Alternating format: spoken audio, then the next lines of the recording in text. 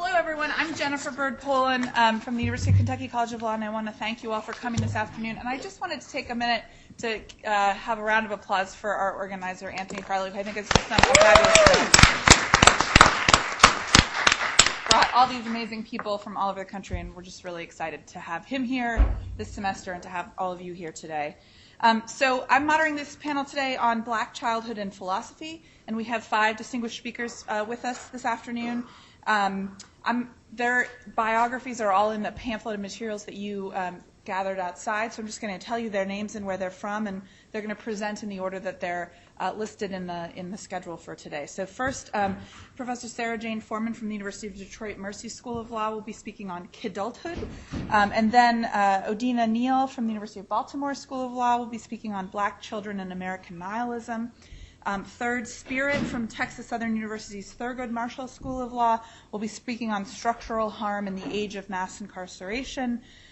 Next, Phyllis Tate from Florida A&M University School of Law will be speaking on is there a future for, not necessarily the future, for Black boys in America. Is there a future for Black boys in America? A candid discussion of the education, criminalization, and victimization of Black boys.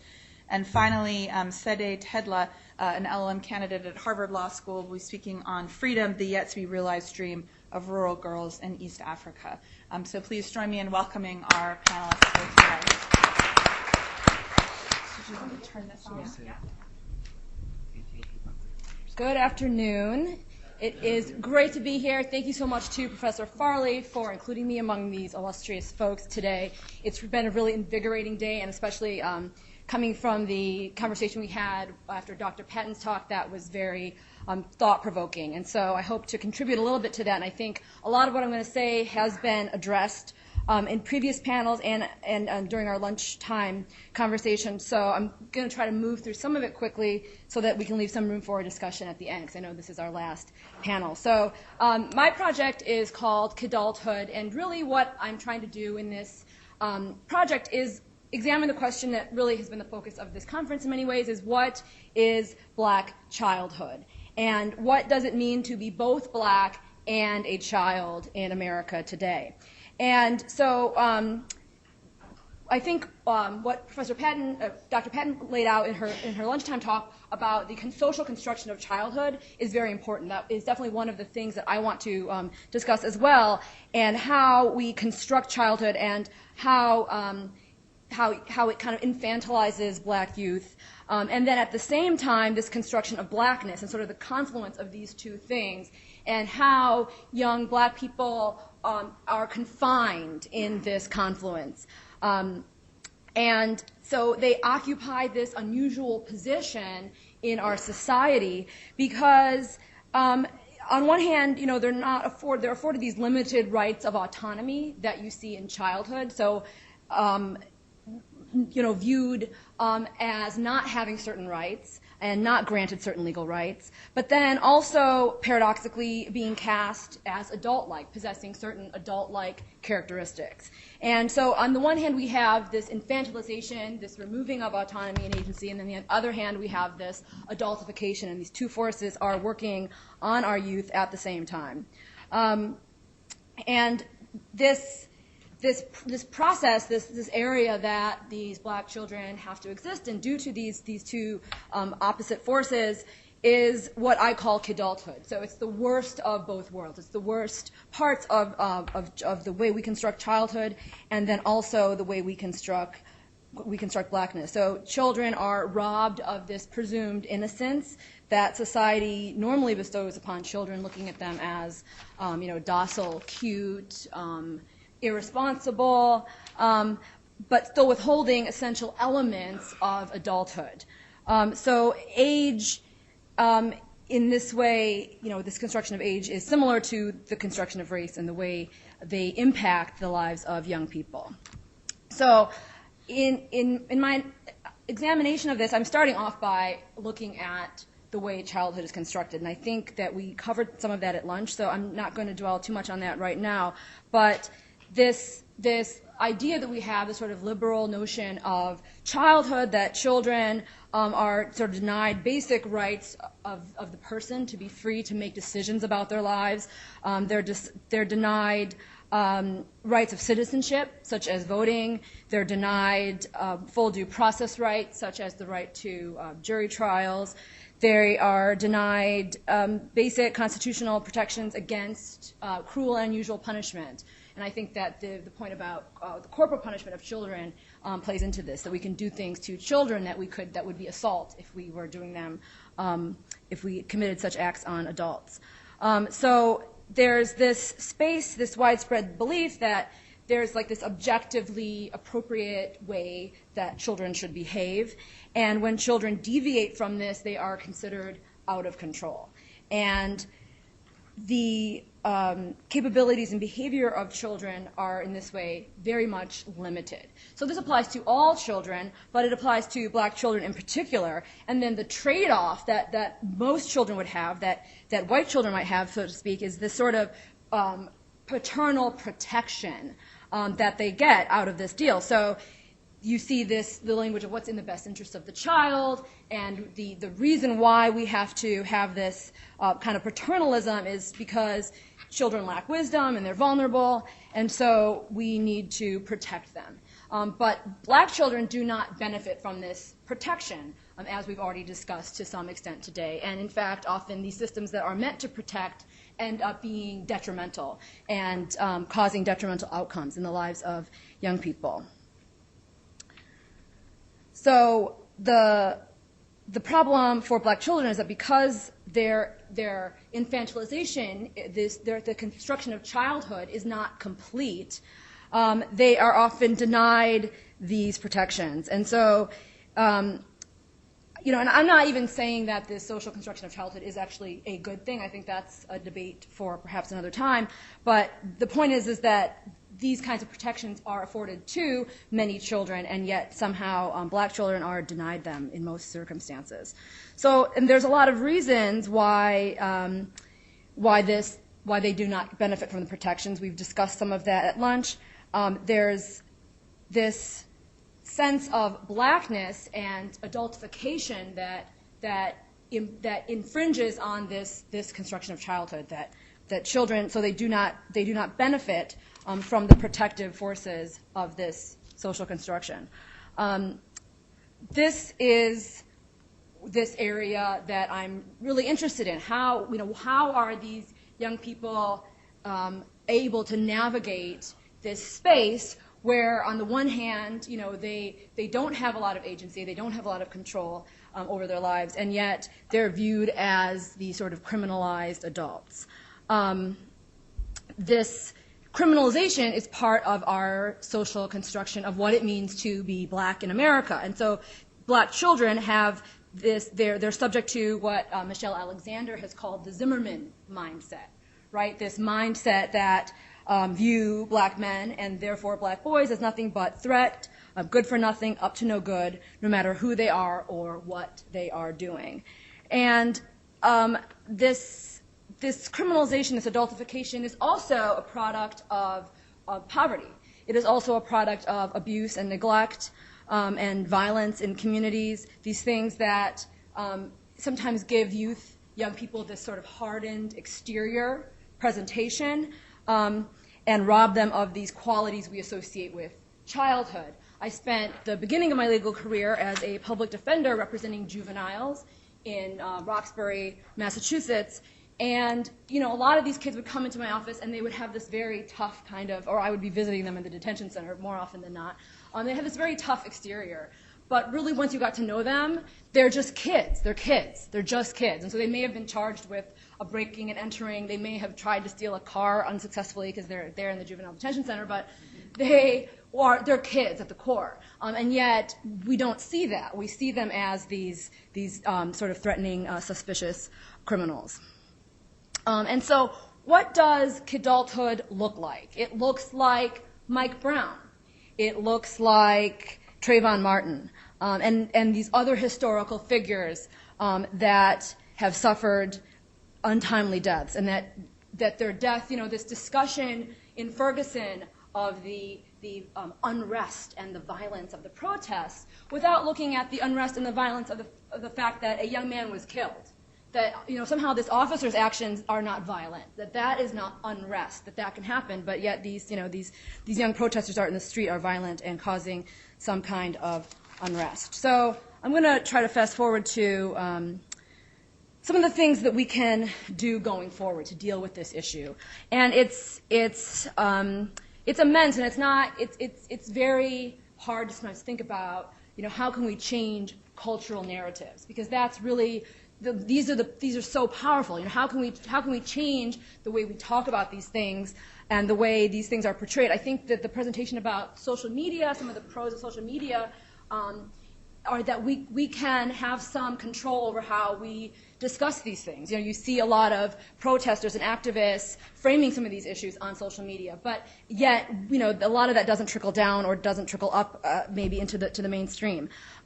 So the other thing, and really I'm not going to get into it today because I don't think I have time, but the way that this adultification of black youth happens, and one of the forces that is very powerful in creating it, it's sort of like it's a force that creates it, and then it's like this feedback loop, right, is the way children are treated in the criminal justice system, the juvenile justice system. So that's kind of in this project how I'm anchoring it, because you see these young people, arrest rates, the disparate arrest rates, the disparate detention of black youth, and then ultimately the extremely disparate representation of black youth in the transfer decision, the decision to take children out of the juvenile court jurisdiction and put them into adult court jurisdiction. To me, that really represents the ultimate in this adultification process, right? We are now taking this child legally out of the rehabilitative model of the juvenile justice system and treating them like an adult and putting them in an adult prison is what often happens. And that is sort of this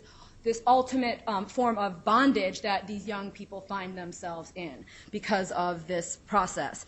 So I think that there are some ways that we can try to change this narrative, and the discussion about what young people are doing, what activists are doing, is very, very important. I think a lot of these issues are local issues. A lot of the times we're dealing with things, particularly if we're going to talk about school-to-prison pipeline, which is where a lot of this starts. It starts off in the school, it ends up in the prison, is looking at how we can organize around changing the way school boards look at children. I did a lot of representation of children in school discipline cases, and you would go into these school disciplinary meetings, and it's an all-white school board. And the community may be mostly black, but that's who's on the school board. And so I think there's a lot of work that can be done on the ground in changing the composition of some of these school boards, because that might affect how some of these decisions are made.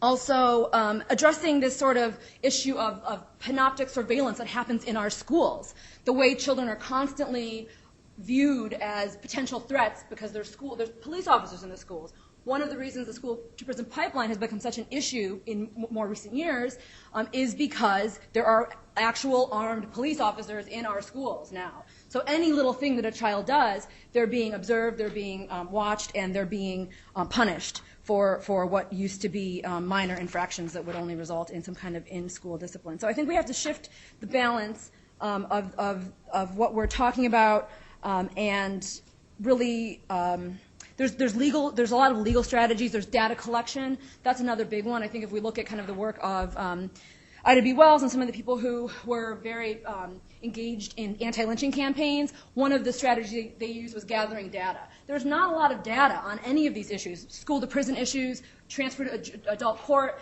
We really need that information so that we can take this from a local discussion to a national discussion. And I think these are concrete things that we can do to work in our communities to encourage the juvenile justice administrations to gather these kinds of information, for school systems to gather this kind of information, because using the data to make this not just a local discussion but a national discussion, to put this out there to make people realize how serious the problem is. So those are my suggestions. I have a lot more, and hopefully we can talk about them at the end of this talk. Thank you.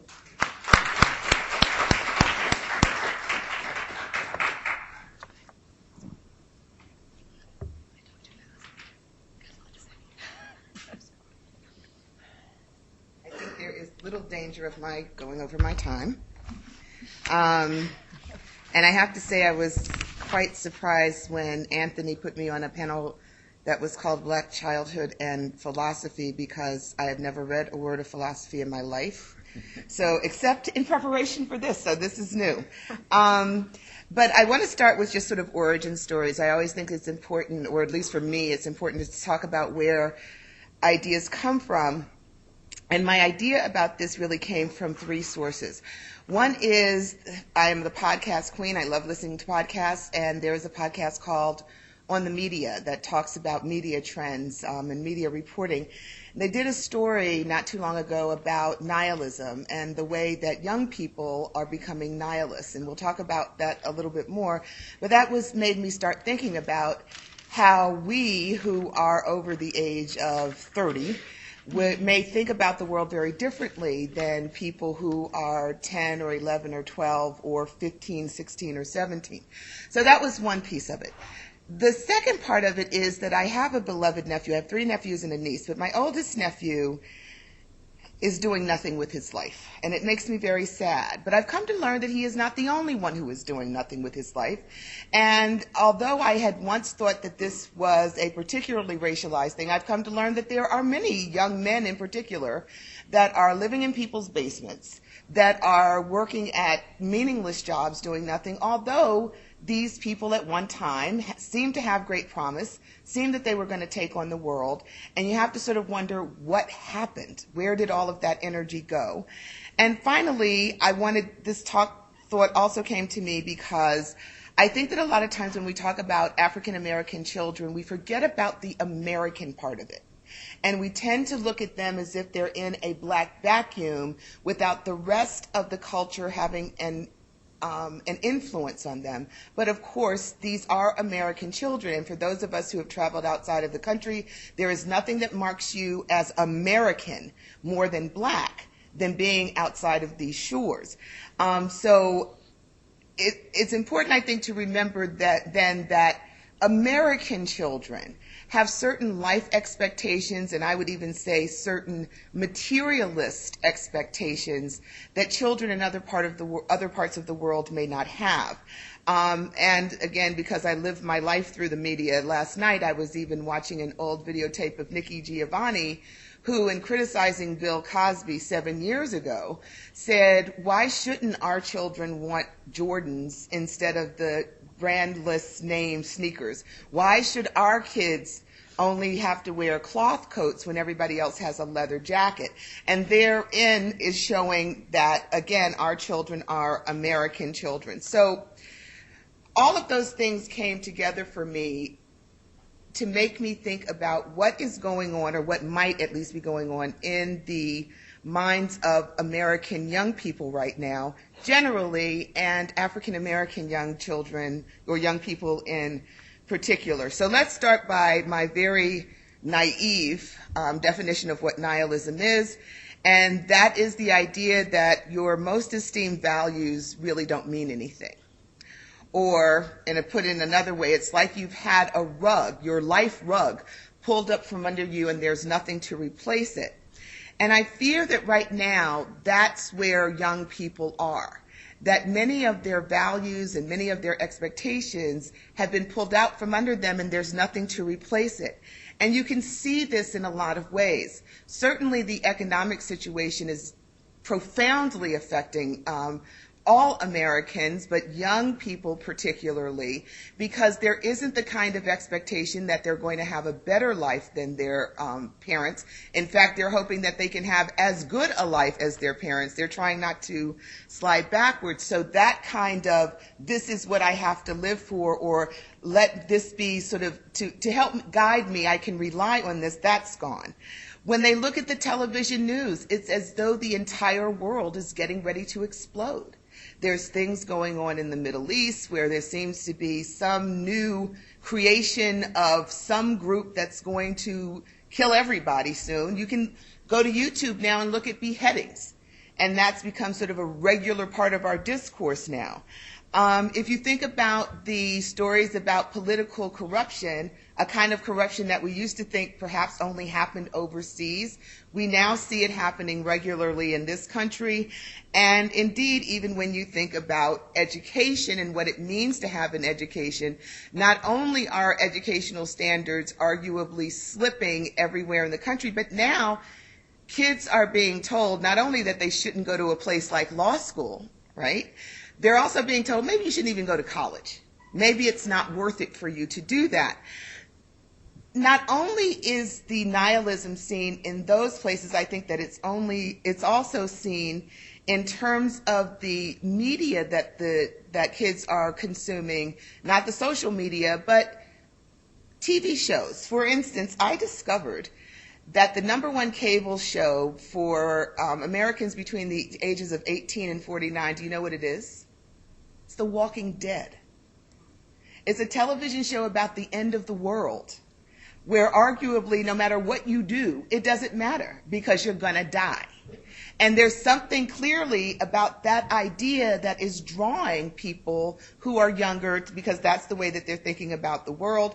Those same kind of apocalyptic narratives are included in a lot of the comic books that kids are reading now, so that there does seem to be this overall sense of, well, how is the world, is that what's left, or is that for real? Oh, Lord. Okay, I lied. Okay. This whole, the world is ending kind of thinking. So I wanted to focus on, briefly, clearly, 3 different kinds of nihilism. The first is existential nihilism. This is the idea life is meaningless. What does it all matter? And I don't know that at least African American children have ever bought into the life is meaninglessness of that kind of nihilism. And the way that I see that reflected is that even during a time when we used to hear about young kids, especially those involved in the drug trade, who were planning their own funerals and that kind of thing. Well, even planning your own funeral is an indication that you think that there's something important that you want to leave behind, that you want your life to have meaning, even though it may not have. So I don't think that there's that kind of nihilism. But I do believe there's a certain kind of political nihilism that's going on, where you think that political systems and political participation is pointless. And I have to say, when I was thinking about, well, what would reflect that, I honestly think that President Obama squandered a lot of the political hopefulness that existed, and I think that squandering resulted in the failure of so many people to vote during the last election. And although I know that there are a number of places where voter registration has increased, it really hasn't made a difference in terms of increasing the pool of candidates for office.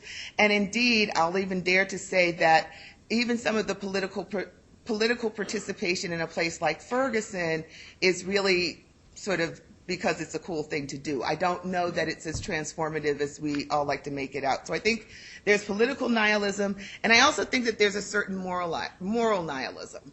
Well, what good does it do to do the right thing? What does that get you? And again, looking at TV, when I looked at to see what were the 2 biggest cable TV shows that African Americans watch, they're first The Wire. Wire is number 1. You remember there's a whole lot of moral ambiguity there, who's right, who's wrong. And even when people try to do the right thing, very often it makes no difference. The second is a show that I've never seen. I think it's called Power or something on Stars. Nobody in this room watches television? Okay, great.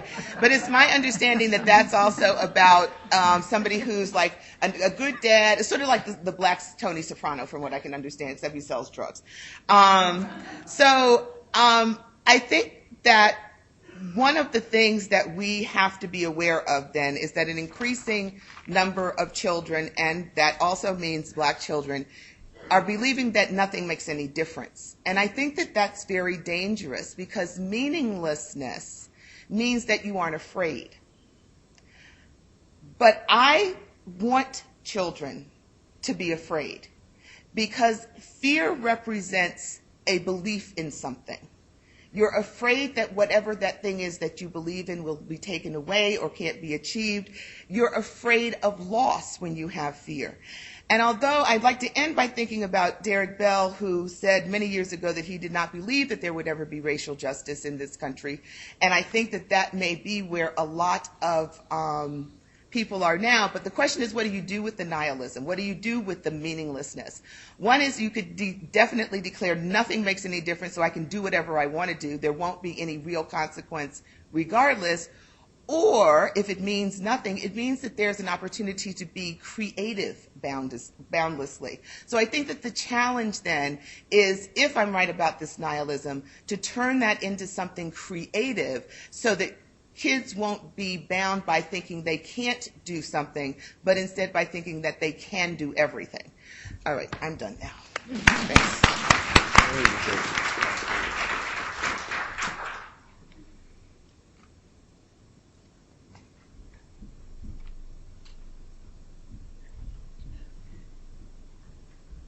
Thank you all. My name is Spirit. I'm Associate Professor at Thurgood Marshall School of Law. And I want to just begin by thanking Professor Farley for putting this together and the Dean for his hospitality and sponsorship of this conference. I think it's very important. And I've been very much blown away by some of the presentations. So it's very humbling to be here and to participate in this. Also, I know there's a lot of law students in the room. And so I also want to thank you all. I'm sure it's crunch time. You all are very busy. We as law professors like to think we're really busy, but we forget how easy, it's very easy to forget what it was like to be in law school. So very much thank you for coming here. So I'm going to try to tie in a lot of the discussions today and sort of see how it loops around to this thing that I'm talking about called structural harm. And I really want to portray how prisons present different types of dangers, not only to to the youth, but to everyone in certain communities. So the gist of the argument is that prisons have a toxic effect on certain communities over others.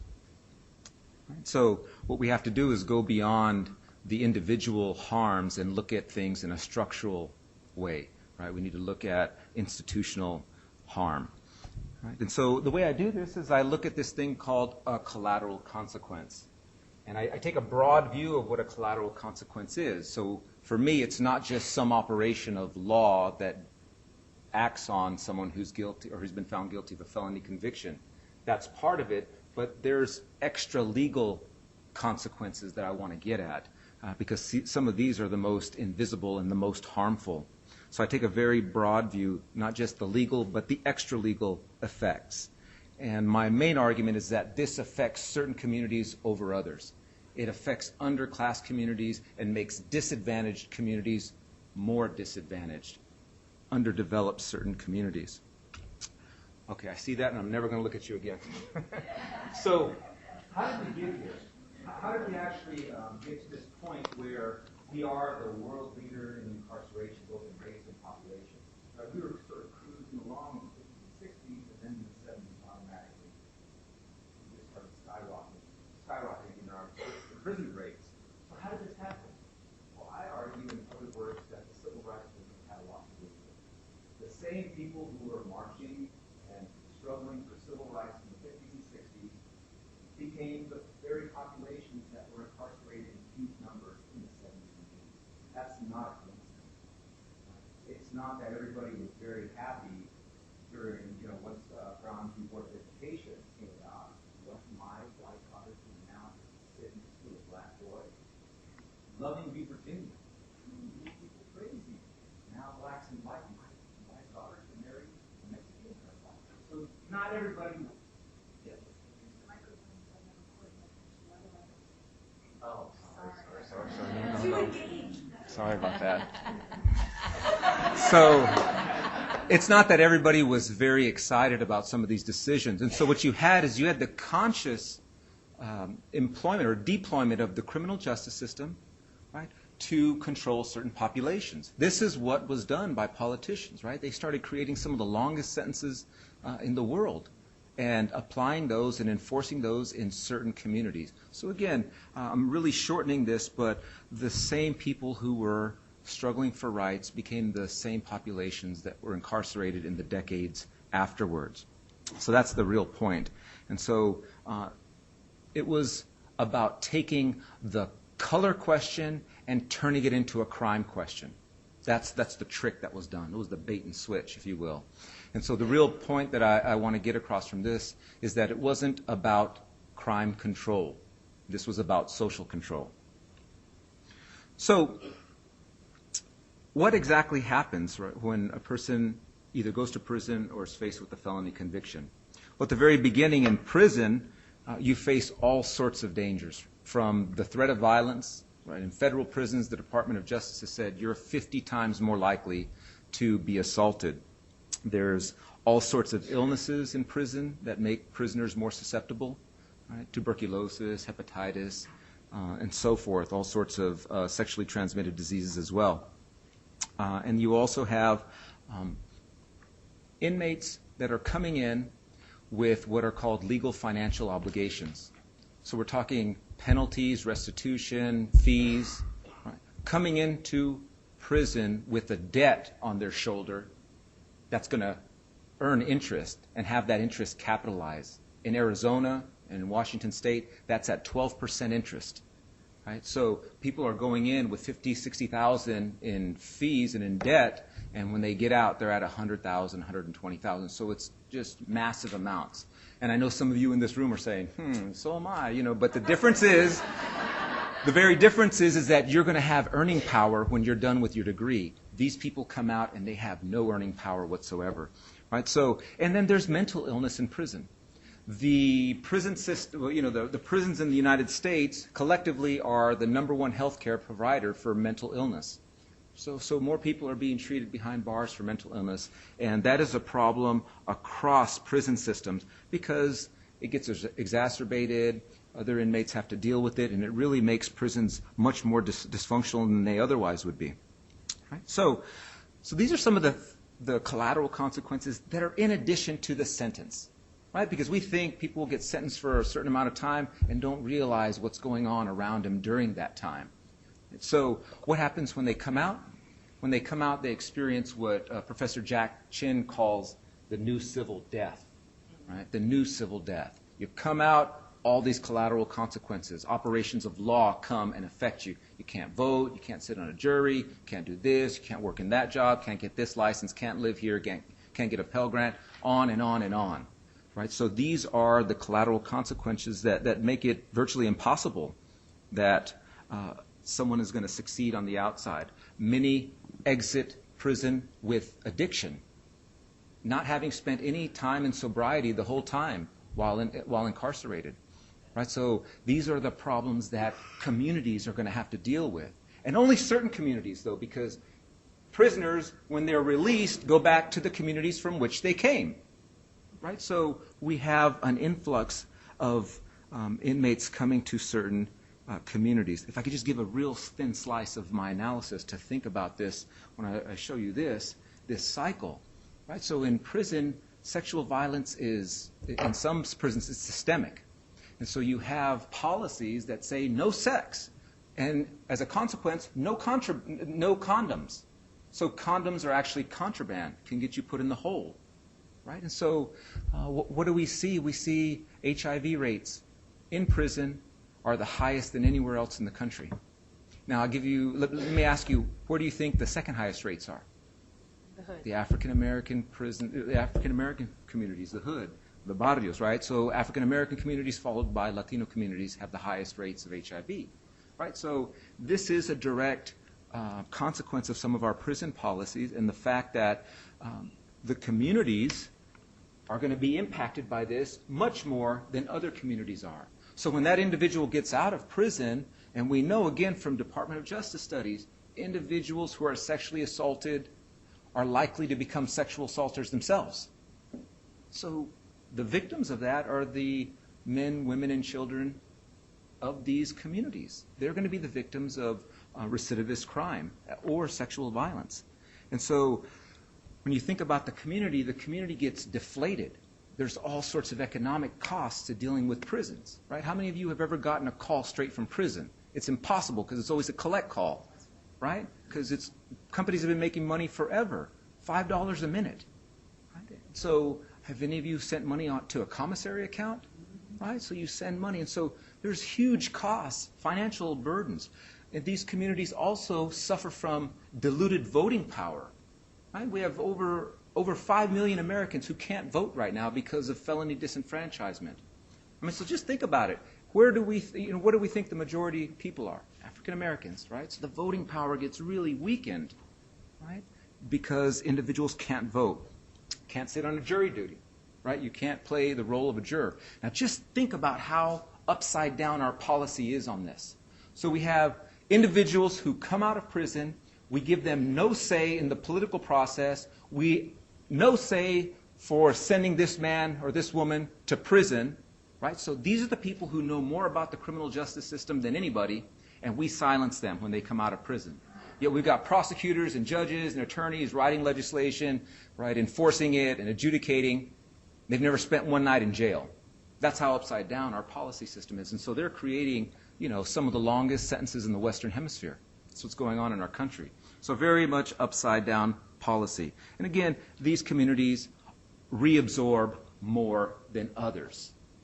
So we have it set up, we have it set up such that these individuals are going to fail. It's set up that way. Right? It's set up so that they're unattractive as marriage partners. Right? Who wants to marry this guy? He's got no power to earn any money. He's got all these restrictions. Right? It's just a liability walking around. Right? And these people, there's a handful of feeder counties to every prison in this country. Just a handful of places. And so it's a real cycle. So we set it up for these individuals to fail. And so I'm just running through this. I've got 1 minute left. And so let me just say, again, these are problems that do not even appear on the radar for the rest of the United States. It's concentrated in certain areas. And so I argue that that the prison and the fact of a felony conviction is public enemy number one for minority communities in this country. And so because it was the civil rights movement that got us into this trouble in the first place, right, the backlash, that we need to figure out a way to make the criminal justice system, the cops, the courts, and the correction system, we need to make that the center of a new civil rights struggle, because it has retarded all of the advancements that were made back in the 50s and 60s, right? And it's retarded it so much, we're not even sure of how much the damage is. Right? So thank you so much for your time and attention.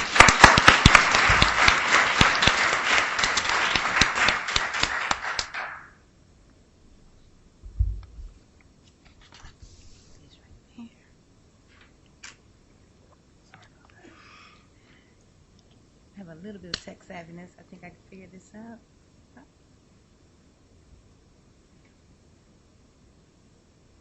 All right, so the title of my talk is going to be, Is There a Future for Black Boys in America?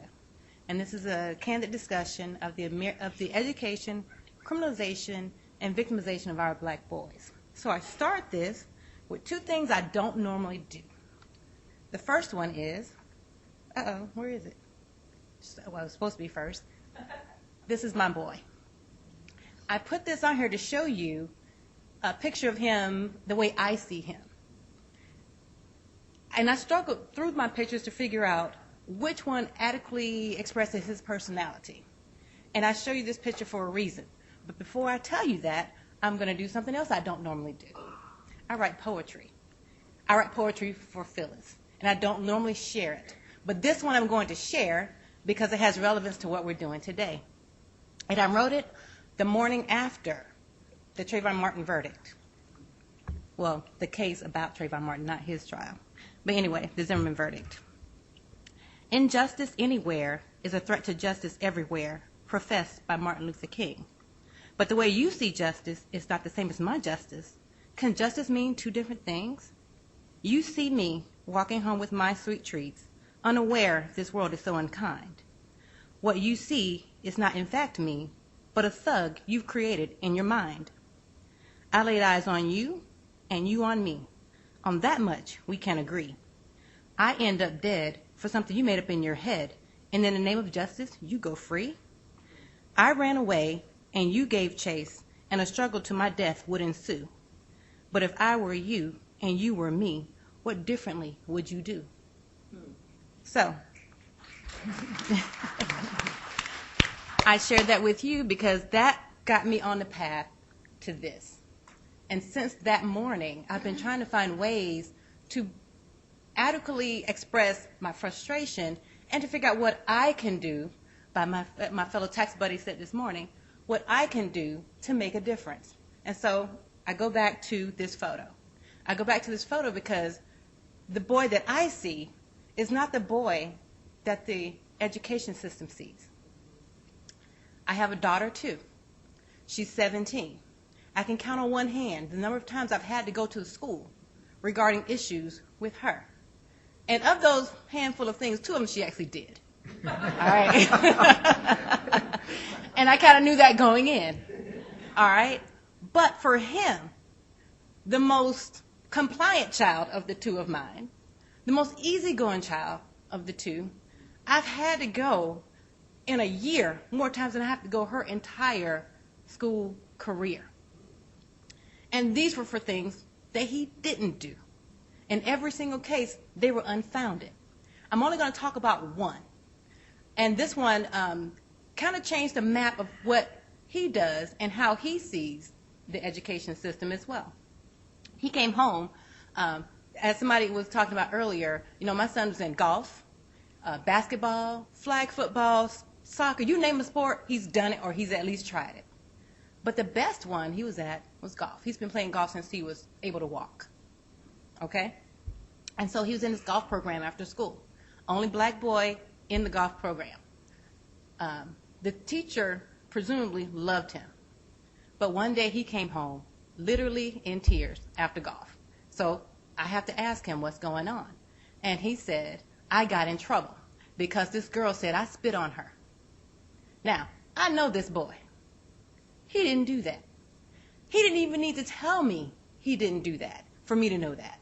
But I knew I was going to have to intervene on his behalf. And so I did. And so I went to the golf coach, and I went to the golf coach first, and then I went to the principal of the school, and I said, this has to be investigated because I do not want this on his record, because the next time something happens, you guys are going to say he has this history of this, and so now that justifies this other thing. Well, sure enough, and plus I don't want this girl's dad coming after my son. That was the other thing. They investigate, and here's what they find out. The girl was upset with something that he did. I don't remember exactly what that was, but she was upset with something that he did. And so she got in his face and was talking to him and yelling at him. He responded, she's in the spray zone. So that's how close she is. That's how it got on her. Once she explained it that way, instead of the first narrative that she gave was he spit on me, now the whole thing changes. And now the golf coach is apologetic, the principal's apologetic, but I'm sitting here thinking, had I not intervened, had I not advocated for this boy, you guys already had him labeled as a troublemaker, somebody who had committed an assault on this young girl for no apparent reason. And come to find out, this was really her fault for, 1, getting in his face, and 2, being too close to him. Needless to say, he didn't want to play golf anymore after that. He associated that experience with the playing of golf. And no matter how good he was, and no matter how much that coach wanted him to come back, he didn't go back. I couldn't talk him into it. I couldn't even talk him into a different program. Even to this day, he won't play golf. And this boy, again, there's not a sport he doesn't love, but he won't do that. And I go back to some of the things that we heard this morning. So this gets back to our talk, where the school system from elementary to high school is indoctrinated. It is designed. It is set up so that these boys will get out of the system. Somebody said it very well this morning when she said they put them into the truancy programs. They get them records building at school. They profile them at school to encourage them to drop out. They want schools to be an unsafe place for them, an unhappy place for them, so that they will eventually quit. They won't go to higher education, which leads them to those better career paths and out of jail and out of the system. So if we know that, isn't it our responsibility to do something about that, to advocate for these boys? Now, I think about advocating for my own boy, and I look in that class and I wonder, who's advocating for the others? Is there someone advocating for the others? And for those others, is there a future for them here in America? You're my tax buddy. You're supposed to give me extra time. All right. Anyway. So that said, I'm just going to kind of stream through this because you heard enough about education, and my focus really on this discussion really wanted to be about the victimization. And so that last plug talks about their value being based in school sports. To the extent that they're making money for the university, that's where their investment in universities. but I have a number for you.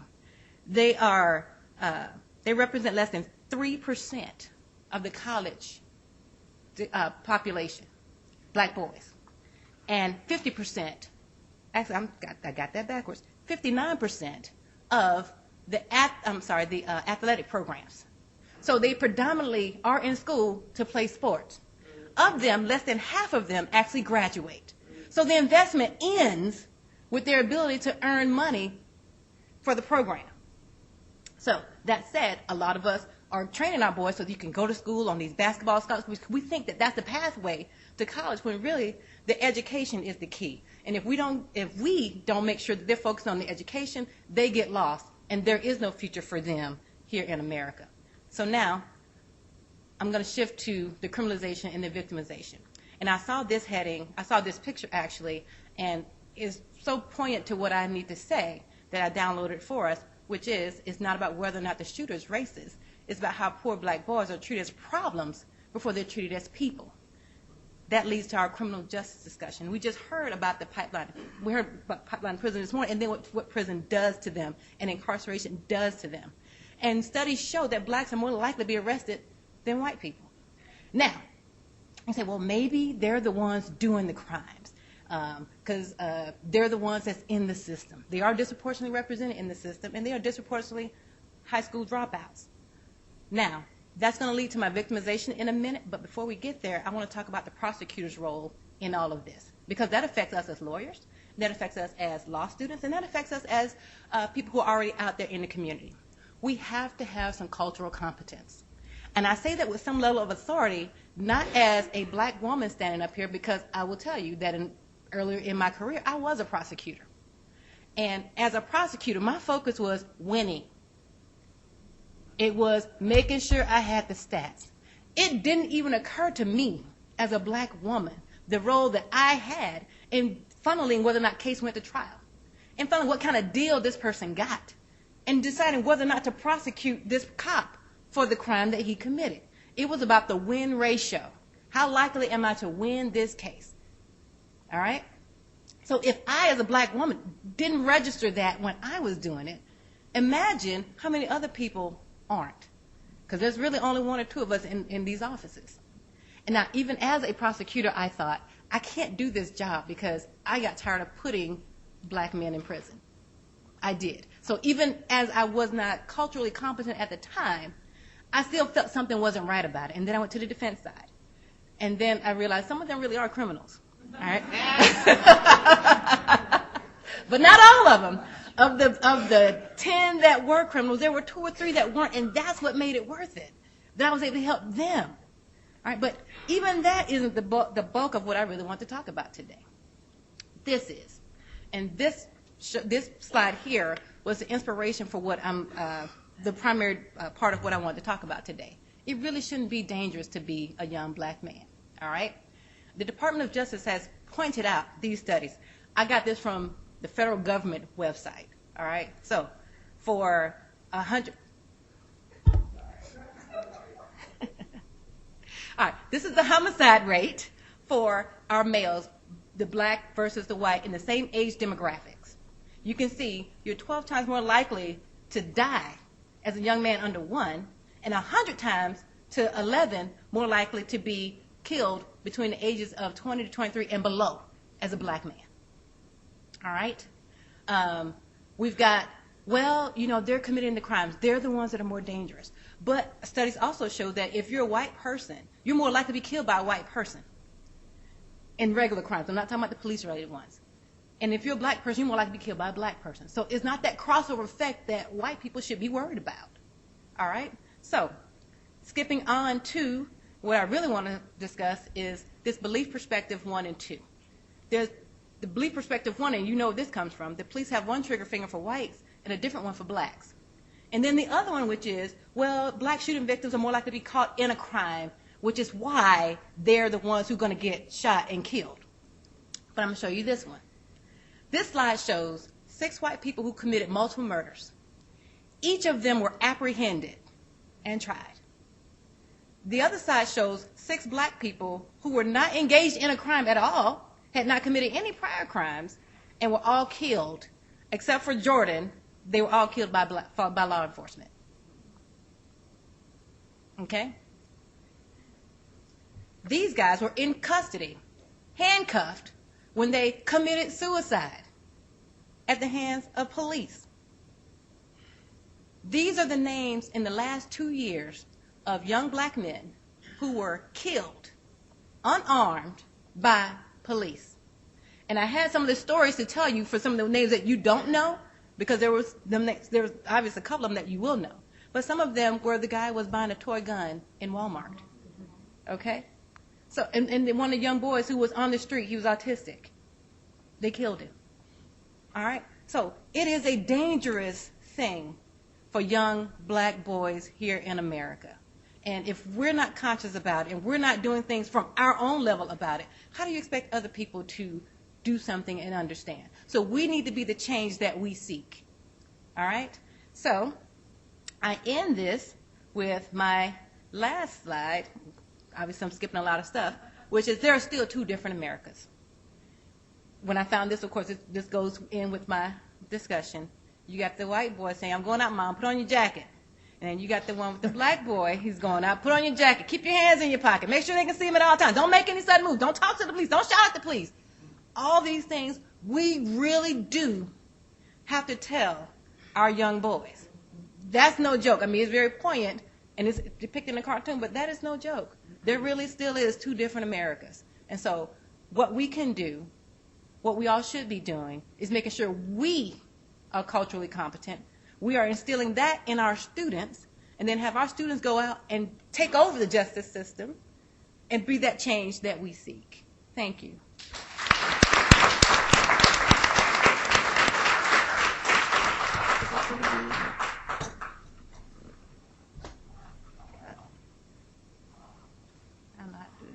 There we go. Good afternoon, everyone. Good afternoon.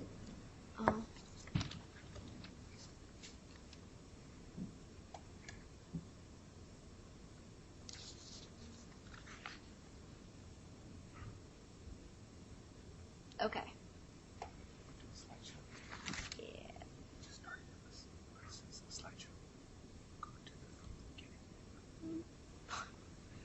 Sorry about that.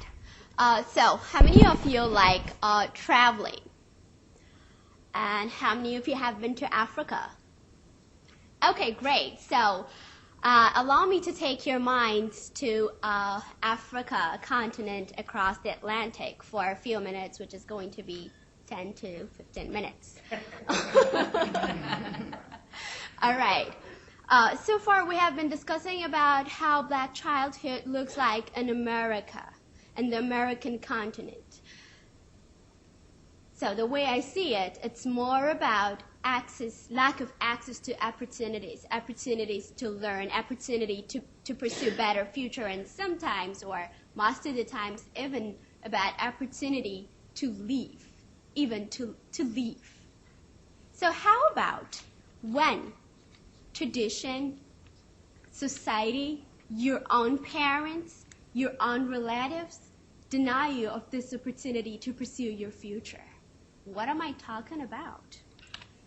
What does it mean to be a female child in rural East Africa? Black childhood does not end here in America. It's also there in Africa.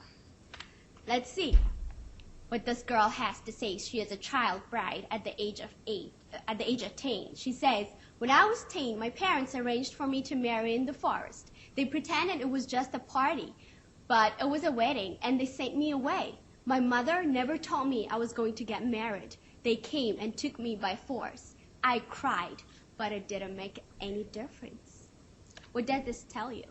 Wedding, big day for most of the women in the world, but a terrifying moment for rural girls in East Africa, by which they will be tied to a man they have never chosen, they don't know for the rest of their lives. This is a girl, a night before her wedding, and she's crying. She's terrified about what is coming up. And it's not only marriage. There is a prerequisite to be marriageable, to qualify for marriage at a very young age, and that's what we call female genital mutilation, which goes by FGM in most cases. So to rural girls in East Africa, marriage at young age is not only the hardship they would have to face. Tradition also requires that they undergo a very, very painful procedure, which is known as FGM. I think it's giving me trouble. Okay. Oh, sorry about this. Okay. Let me just go like this. So freedom, giving it a simple definition of the state of not being imprisoned or enslaved, liberty to make choices of one's own without any restraint. Can we say these girls are free? Are they free from fear? Are they free to make choices for their own lives? Are they behind bars? No. Are they enslaved? No. But are they at liberty to make choices of their own for their own future? Not really. They live in a constant state of fear and anxiety for having their childhood taken from them at any time. Why? Just to be laden with responsibilities of womanhood, including childbearing and rearing, way before they're psychologically and physically ready for it. So what's happening? Child marriage and female genital mutilation. This is how it's generally defined. How's the prevalence in East Africa? Child marriage, Sudan, Eritrea, Somalia, and Ethiopia are said to be at the top, one among the top 20 countries, which are said to be or alleged to be top or hot spots for child marriage. How about FGM? This is how the statistics looks. It happens at universal level in Somalia and Djibouti, followed by Sudan, Eritrea, and Ethiopia.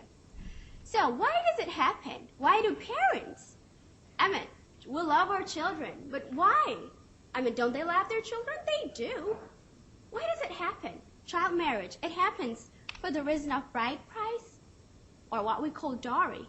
So it's like if you want to marry a girl in Africa, you're not supposed to buy her a ring and ask her to marry her. You have got to pay a lot of money and cattle, something, to her family. That's when you'll have the opportunity to get that girl. So this is what Juliet, a 14-year-old Ugandan girl, said. She wasn't ready, but her parents insisted, and they threatened her that they would deny her as their daughter unless she gets married. And she says it's because they're very poor and very greedy as well.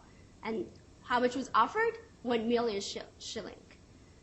And Professor Andrew was this morning mentioning, what is the right price to be given for our children?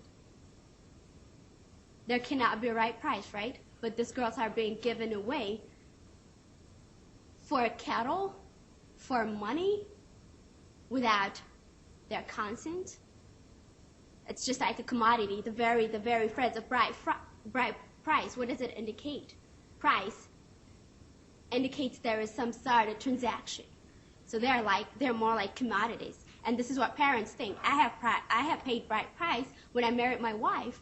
I have 5 daughters, and it would not make sense for me not to be paid bride price and get rich. It's an opportunity to get wealth for the parents through their daughters. The other is economic security, which I chose to call child marriage, an African version of what is called trust fund in the Western world. Because they think like their girls are not worth for anything, because they think like their girls are not capable of becoming financially secure. While they can provide them with what they need, what they think is like the best way or the safest way is just to engage them with a man under the name of marriage so that he would take care of the girls. That's how they ensure their economic security for the girls.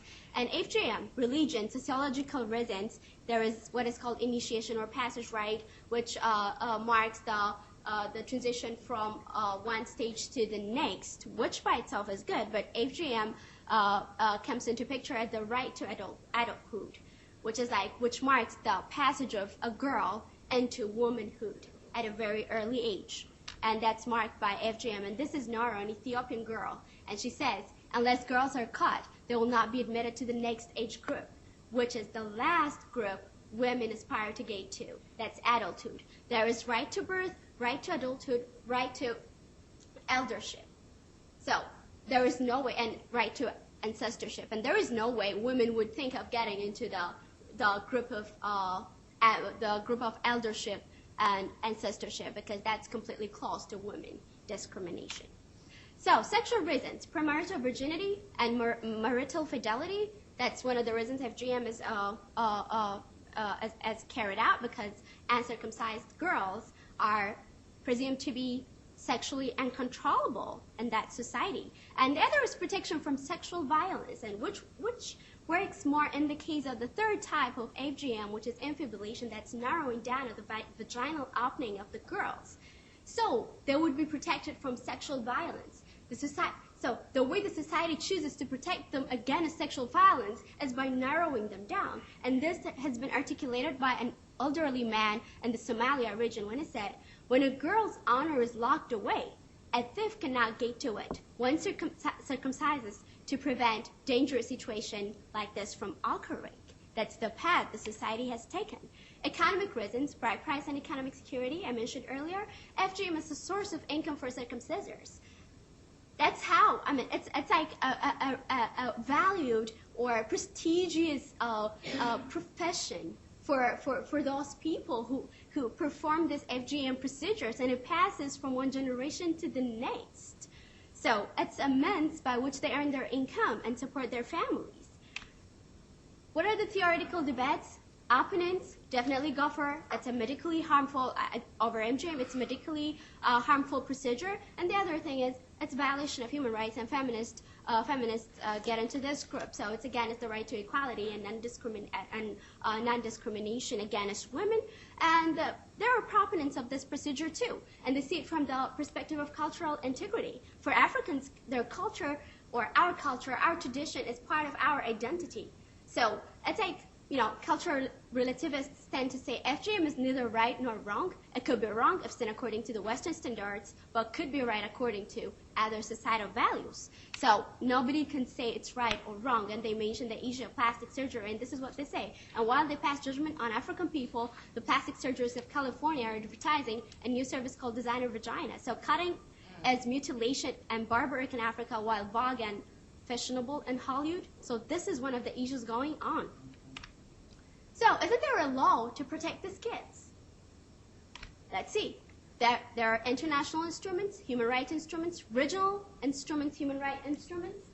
And guess what? All African countries have ratified at least one or more of these international instruments. What else? Domestic laws. Yes, there are domestic laws. Except for Eritrea and Sudan, all East African countries have criminalized the practice of FGM. And coming to childhood, the minimum age is said to be 18. And almost majority of the East African countries under consideration. Therefore, the prevalence of FGM is not for lack of the law. Then why is it still there? In addition to the law, there have been several NGO movements to end this practice. Could it be about law enforcement? What do you think? Could the law be a solution to every problem? Is it only about the law? If it is about the law, why does it have to why does the practice of FGM take place among immigrant communities in the U.S.? And in Europe, it happens. 1 minute. So what are the issues we have? Africanization versus Westernization. What do I mean by Africanization? Like I said, for Africans, our tradition, our values, customs are part of our identity. And nobody wants to give it up. And giving up this FGM practice means giving up our identity. That's how some see it. Most African society, members of the community see it. While human rights, right to equality, right against discrimination is Western-born. It's a Western ideology. So what are these people thinking? What are the members of the community thinking? So if I stop this practice, I am giving up my culture. I'm giving up my culture. I'm giving up my identity and surrendering to Western ideologies. So that's why I said Africanization versus Westernization, medicalization versus criminalization. Opponents say it has to be penalized. It has to be criminalized in its entirety. Well, those who are in favor of medicalization say, well, let's bring a balance between cultural integrity and the health risks involved. So let's medicalize the procedure of FGM in this case as well. Poverty, which is the hidden agenda of economic prosperity at the cost of girls under the cover of tradition, which comes to child marriage. And FGM is also about child marriage because it's in order to qualify the girls for marriage. Therefore, what should be done? Let me leave you with these questions. Where do we all this girl suffering and but when the arguments for westernization, or again it's westernization versus Africanization, criminalization versus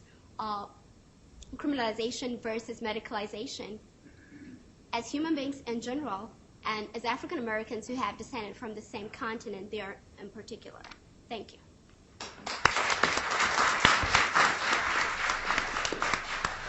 So we're very lucky this afternoon because we have a bonus panelist. Rick Powell from the University of Louisville Brandeis School of Law will be presenting on the dangers of neutrality, structural inequality, schools, and post-racial discourse. And Dr. Powell will have time for this. Good afternoon, everyone. It's an honor to be here. And I know you're tired, so I'm going to stick to my 50 minutes that I have before. Let's see if you're awake. I want to thank Professor Anthony Paul Farley, the 2014 Lassiter Distinguished Visiting Professor, Dean Brennan, and Dean Murphy. I'm really honored to be here with this distinguished group of colleagues, friends, and scholars from across the country. I started my teaching career with some of them, and we're not getting older, we're getting better. For my remarks today, I'm going to sort of reprise some of the themes that we've been talking about, because noticing all of the panels and the discussions that we've been having, we've basically been talking about structural inequality and the impact upon childhood on varying levels of degrees like education, fear.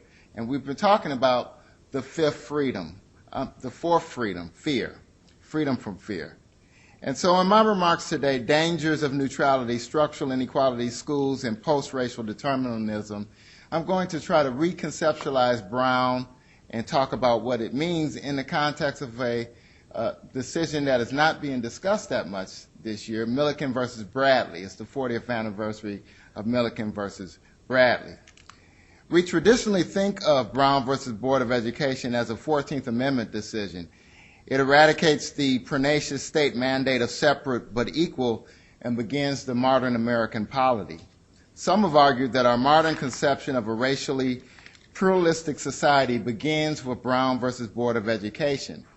In many ways, our country is just 60 years old, some have argued. Indeed, Joe Fegan, in his book Racist American, develops a devastating societal equation. Slavery plus Jim Crow equals 83% of our history. Thus, only 17% of our history as a country is free. This means that black children are consistently and negatively impacted by structural inequality. School segregation remains high. As of 2010, about 16% of whites are in schools where children of color are at least half of the school population, compared to more than 75% of African American and Latino children. Most children still attend schools that do not remotely achieve Brown's promise. Today I want to advance a brief critique of neutrality by reconceptualizing Brown as a decision that eradicates the fear of oppression. Professor Chuck Lawrence has envisioned Brown as a First Amendment decision because in eliminating the noxious doctrine of separate but equal, the court is essentially concluding that the state cannot engage in stigmatic speech that serves to not only exclude children from the American polity, but to dehumanize and psychologically dismember them as well. This is a year of many commemorative milestones. It is the 50th anniversary of the Civil Rights Act. It is the 60th anniversary of Brown versus Board of Education. And while the decision has not received much fanfare, probably because it is not easily celebrated, it is the 40th anniversary of Milliken versus Bradley. America's racial history and the United States Supreme Court's race jurisprudence reflect unfulfilled hopes, dashed dreams, and incremental progress. One example of this sorry legacy is Milliken versus Bradley, perhaps one of the worst decisions rendered by the U.S. Supreme Court this past century. The 60th anniversary of Brown and the 40th anniversary of Milliken highlight a historical symmetry that is no coincidence. Brown is majestic and transformative, but it is also severely limited because the court never articulated a substantive remedial path to equality. Brown 1's eradication of separate but equal is immediately followed by Brown 2's all deliberate speed, which ultimately constitutionalized state inaction. So what are these neutral principles that I'm talking about? The neutral principles emanate from the fact that Brown is really two decisions, one about process and one about substance. We have been arguing about the substance over and over again, and people fail to realize that after Brown, things didn't magically change.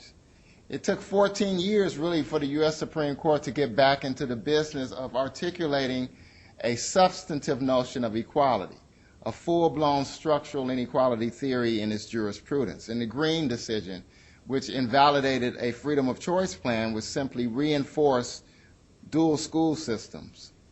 Swan in 1971, a broad remedial mandate for federal power to intervene when you had dual school systems. So in this 3-year period, 14 years after Brown, one in 1968, Green, the broad remedial mandate in 1971, that's followed 3 years later by Milliken versus Bradley, a decision that creates an intent requirement, that values process over substance, that limits the power of federal courts to initiate integration efforts, that stops integration at the district line, and really leads to a series of decisions in the 90s that withdraws desegregation remedies from the table. And ultimately, it protects white privilege in the neighborhoods by drawing a ring around Detroit, making that core urban center totally segregated, and allowing white flight and the preservation of white privilege in the suburbs. It ultimately leads to Parents Involved in 2007, which elevates race neutrality and re-envisions Brown as an individualized right to achieve neighborhood schools. So this post-racial determinism plays itself out in a number of ways. First, it advances this notion of formalistic equality. In other words, we have already achieved a post-racial society. Everyone is equal, and anything that people of color receive is an unconstitutional benefit. Apply strict scrutiny, unconstitutional. The de jure de facto distinction, the intent requirement, is constitutionalized so much so that unless you can clearly identify discrimination, the court will hold that any use of race-conscious remedies will be unconstitutional. I know about diversity, but we have Fisher, we have Grutter, we have a case like Chouette, last Supreme Court term, that talks about restructuring the political process so that people of color can't win, and that's constitutional as well. And finally, we have this notion of post-racial determinism. All of the things that I outlined really show that the court is predetermined to conclude that race-conscious remedies are unconstitutional. In other words, since race is no longer relevant to the court, whenever it is used, the state action involved will be held unconstitutional. Process is valued over substantive equality. So what would I suggest? In an article that should be published by the end of the year, I make a couple of suggestions. One is that we can look at Justice Thurgood Marshall's dissent in Milliken, which really argues forcefully for the eradication of artificial barriers between school districts and looking at consolidated school districts where everyone has a stake in the success of school children in the district. So formalistic equality should be rejected. Intentional discrimination should not be the evidentiary prerequisite for finding a systemic inequality. While race is indeed inherently suspect when it is being used for the right purpose, particularly to advance an equitable view of substantive equality under the 14th Amendment, the U.S. Supreme Court should affirm such efforts. Voluntary remedial efforts by school boards to substantively integrate schools by redrawing boundary lines to consolidate communities and resources should be affirmed by the courts. And post-racial determinism should be rejected. The 14th Amendment is not colorblind, so race should be considered to advance substantive equality.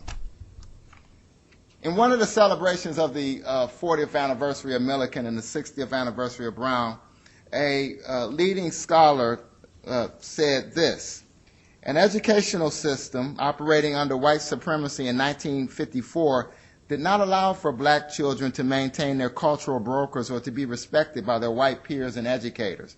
Integrating into a racist power system in which blacks were positioned as inferior provided little opportunity for equality and equity to occur in schools. With the removal of black teachers and administrators from black schools and their inability to teach in predominantly white schools, black youth were left to their own devices to define themselves as black achievers in racially hostile learning environments. While many youth developed skills to resist and overcome the oppression they experienced, a plethora of research indicates the psychological cost involved in the process. Situational self-doubt, rejection of black identity, or an overall sense of intellectual inferiority. Poorly planned efforts at integration still plague black children and communities today. The racism manifests itself in overt and subtle ways through educational policies and practices related to curriculum, discipline, funding, and the like. I remain hopeful that the intent of Brown can be realized during my children's lifetime, and that recognition of the equal part of separate but equal as unconstitutional is actualized.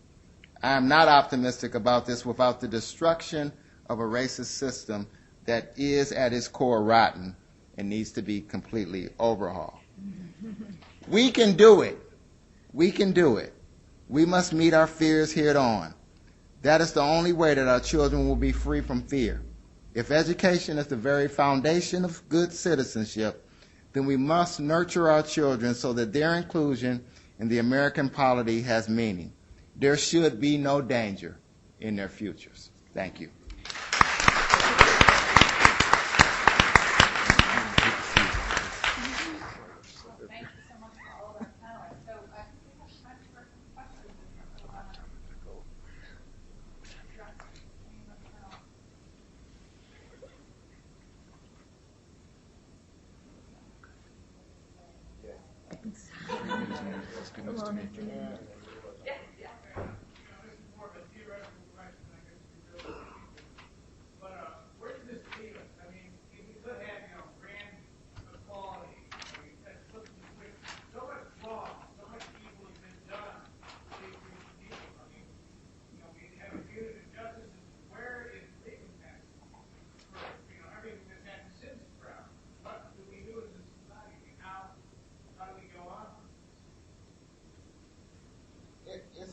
It's all about survival to me. It's part of living is fighting.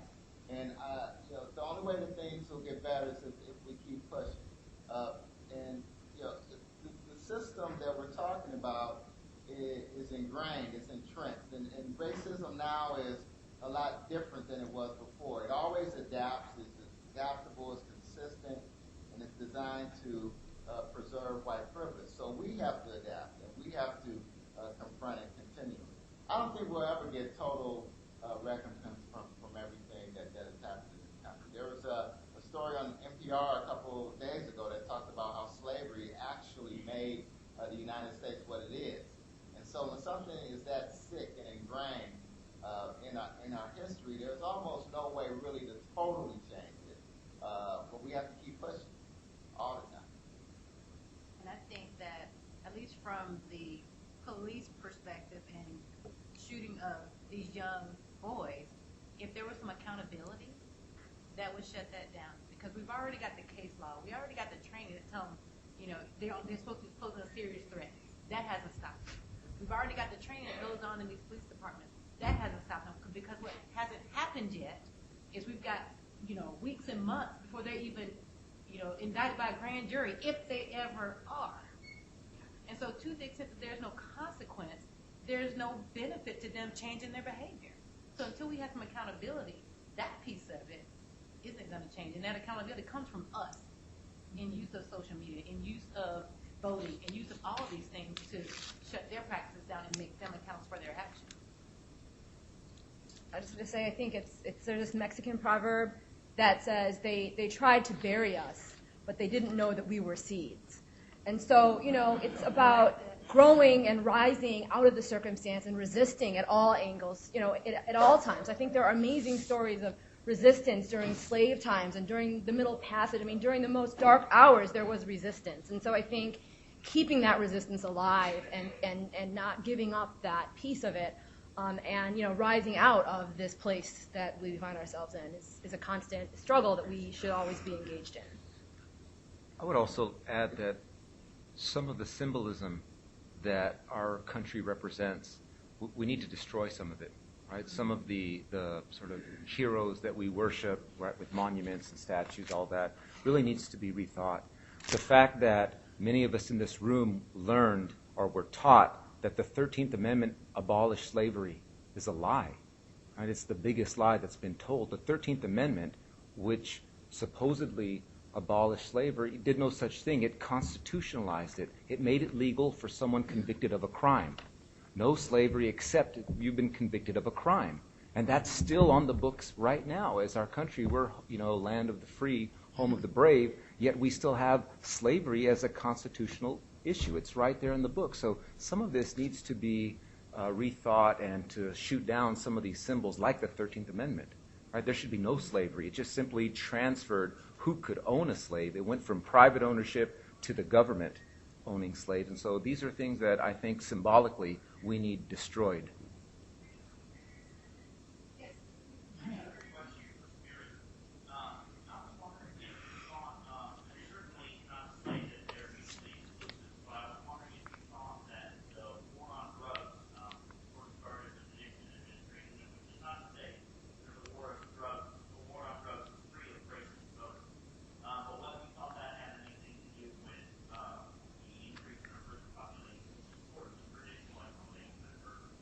Well, that would be just a part of it. I mean, there's no doubt. It's not just the war on drugs. It's the war on poverty and the war on terrorism, the war on this and that. We're a very sort of garrulous, belligerent society.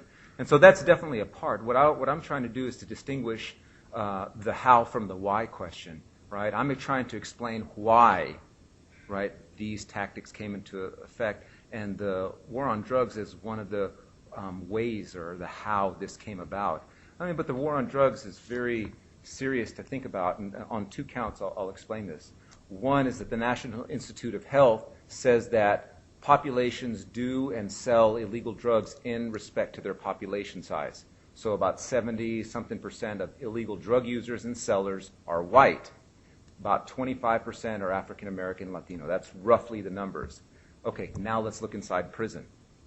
Those numbers are flipped upside down. So again, it's a question of law enforcement and who's actually at war, right? Which communities are we at war? When I did my PhD at UC Santa Barbara, we were in the middle of a war on drugs, but they weren't busting the college kids. You could see a bong, like a pipe in their window seal. They weren't busting those kids.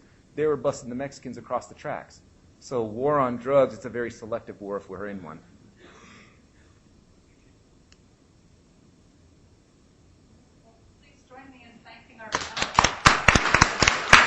Thank you very much. Nice meeting you. All right, ma'am. Always a pleasure. Yes, always. Until next time. So really, this is it, but it can't be it without just a kind of last word, right? So I'll try to make the last word happen within 1 minute, maybe 3. So freedom from fear on Black childhood and other dangers, right? I wanted this to be something of a paradox, right? Black childhood, where is it? What is it? How might we bring it about? A kind of unanswerable question if we only look to the history that we have lived as a nation, but maybe we can conjure out of our meeting some kind of magic that actually gets it done. Maybe not today, maybe not tomorrow, but someday. I had a fancy ending. Can I do the fancy ending to the conference? We can't ask, I'm going to paraphrase James Baldwin, we can't ask how we feel about childhood. That kind of question can open the door on chaos, because what we really feel about childhood is involved with everything we feel about everything, about everyone, and about ourselves. So there are certain doors that we want to keep shut all the time. Anna Freud talks about the defenses of the id being carried about quietly and invisibly. The most we can do is try to reconstruct them. We never really see them in operation. We never see successful repression in operation. We become aware of it only after the fact because something seems to be missing. Where is black childhood? Where's my childhood? Where's black childhood? Finding it is what the conference has been about, and that means unpacking a paradox. It means, because this is one definition of paradox, saying that which must not be said if the form, the usual way of doing things, is to remain unbroken. But those forms are never immortal, right? They only seem so because we refuse to break with them. And this, I believe, has been a break with that form. Going back to Baldwin, to be African American or an American black is to be in a situation where you can't help but break form. Actually, I said you can't help but break form. Baldwin said, you're in a situation intolerably exaggerated of everyone who's ever found themselves part of a civilization that they could in no wise honorably defend. So blackness then involves a fundamental paradox when it's linked to the history of this country. We are in a situation we cannot defend because the situation undoes us. To be black then is to break form. It's to be a paradox, and paradox may be a sort of power, right? That's the whole point of reading Socrates, right? The paradox has been held by people who like language and talking and discourse to be a kind of power. If it's a power, then I think it's akin to black power, right? The power we have when we start talking about our own situation, despite all the paradoxes involved, which I think has been done, right? Harold Bloom. Anyone familiar with Harold Bloom? Kind of funny to bring him up now, isn't it, at the end? But he talks about the root word of form as meaning to gleam or to sparkle. But he says that poetic meaning doesn't just come from adherence to form. It comes from the breaking apart of form, the shattering of form. And that's what we've done. I think we have gleamed and sparkled, and it's been fantastic. And I think we have to keep going so it's not just a 4th of July fading out, but something more, something better, something that continues. So if we don't have your email address, at least, like who registered? Registration involved emails, didn't it? So if we don't have your email address, come down here, sign this piece of paper, give me your email address so we can loop you in on anything else that we do, wherever we do it, somewhere, somehow in the future. Thank you. Oh, and here are the people who really put it together. Dean Brennan, Associate Dean Danny Murphy, Communications Director Tina Casey, Marianne Isaacs, April Brooks, both administrative support staff here, all of the UK folks like Jennifer Bird-Pollen and others who helped as moderators and just guided me around and guided us around today. So we have some prizes for the speakers, don't we? But let's give everybody, including yourselves, a round of applause.